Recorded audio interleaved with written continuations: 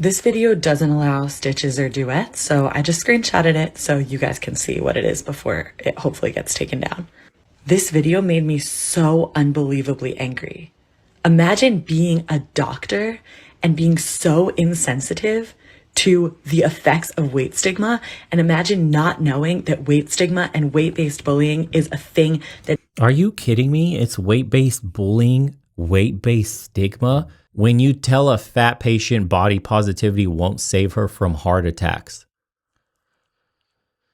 Oh my God, dude. This is where weight stigma, this is where we are. In the West today, we live such comfortable fat lives. So soft. We have no real problems here. People in the rest of the world got real problems. All our problems are just puny in comparison to the...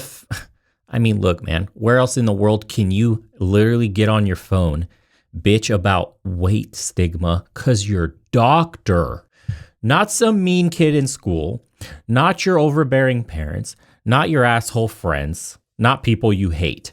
Your doctor is telling you you need to lose weight, and it's a stigma, apparently. The person tasked with keeping you healthy and saving your life is fat shaming you. Bruh. It not only affects people's mental health, but affects people's physical health as well. And as a doctor, you should care about both of those things. Imagine being this openly fat phobic and not understanding why some fat people don't feel comfortable going to the doctor when they have a condition. Good call. You are the problem. You are the reason why. So many people don't get the treatment and care that they need because they are put down and bullied for their weight by their healthcare providers. You're bullied and put down for your weight by your healthcare providers.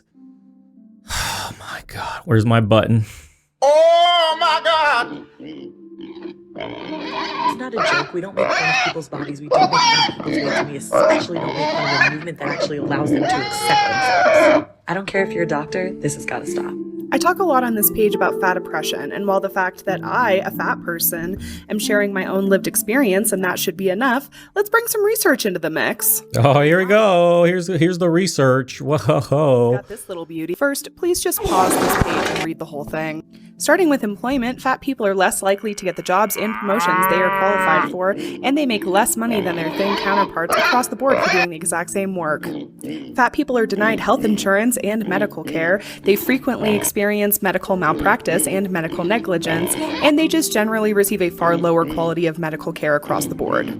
If you are a fat student, it is likely that you will be graded more harshly than your thin peers. And if you're a fat teacher, it is less likely that you will be respected. This one can be summarized as just treating fat people like shit.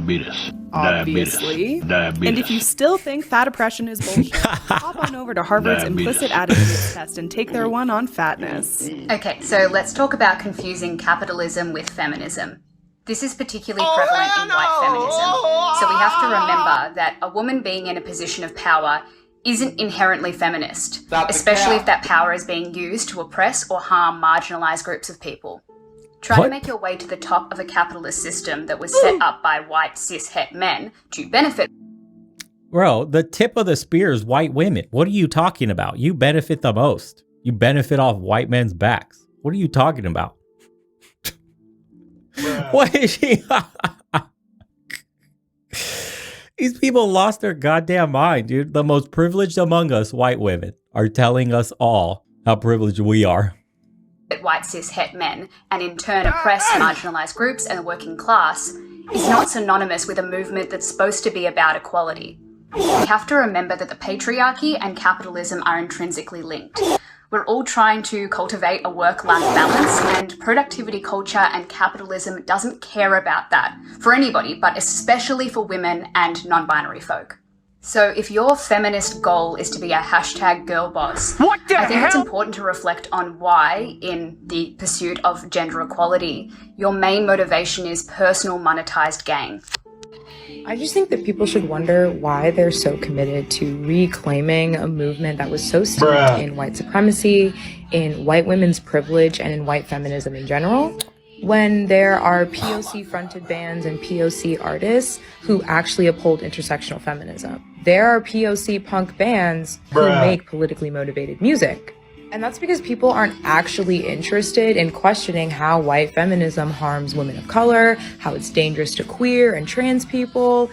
People just want a justification to listen to music that was made by some shitty people, which they could just do quietly, like without any fuss. So if you're actually interested in making your feminism intersectional or listening to politically motivated music that isn't deeply problematic, I suggest you look up some of these people. Look up the history of punk. Great question. I am not pro-choice because choice implies that there is another option, and for many, there isn't one. And to simplify it as a matter of choice turns it into this perverse game of would you rather, in which your choice unfairly and irrelevantly dictates your morality. So, would you rather abort or die? Would you rather abort or live in poverty? Would you rather abort or suffer physically and or mentally for the rest of your life? Conversely, it's also not a choice when it's not even an option. It's not even on the table. Are you able to access a provider? Do you even have money for the procedure to begin with? And we don't prescribe this pro-choice notion to any other healthcare service, even though they face the same impossible would you rather dilemmas as well. But we also don't assign morality to the outcome. Right? It's simple. Would you rather kill your kid or not? Yeah, murdering kids is morality now. Yippee! Progressing. We're progressing incredibly. Light speed, baby. We're going to the stars, the moon and beyond. Of those choices, either. So would you rather receive chemotherapy or die? Would you rather go broke paying for your insulin or die? Or just have your kid and have the most significant thing and the most beautiful thing that you could possibly have on this planet is a kid. That will give you the utmost satisfaction. That will give you happiness, boundless amounts of it. No, bro. Kids are an absolute drain. They're like biological leeches that suck the life out of you. Yeah, let's equate a child with medicine. There is also always the ever-looming issue of stratified reproduction to think about as well. Color-based population control is not a secret. It's just been hidden by this pervasive narrative that it's women versus religious mania, instead of women versus a white supremacist capitalist government who, by legislating reproductive rights, have seized the means of production in which women are livestock, and now the government is able to dictate the value of that product as it pertains to their ideal society. So no, a Sophie's choice is not really a choice, so I am pro-abortion. Abortion is healthcare. Abortion is a necessary medical procedure that ensures women of all colors full autonomy over their own health and well-being. And the moral argument, as is the current debate of someone making the non-existent choice of life over their own earthly human needs, is irrelevant to me. What the hell? You chose to have sex. You chose to have unprotected sex. You chose not to get on birth control. You chose a ton of bad decisions, and now you want a free murder card. All right. Okay. Necessary? Sure.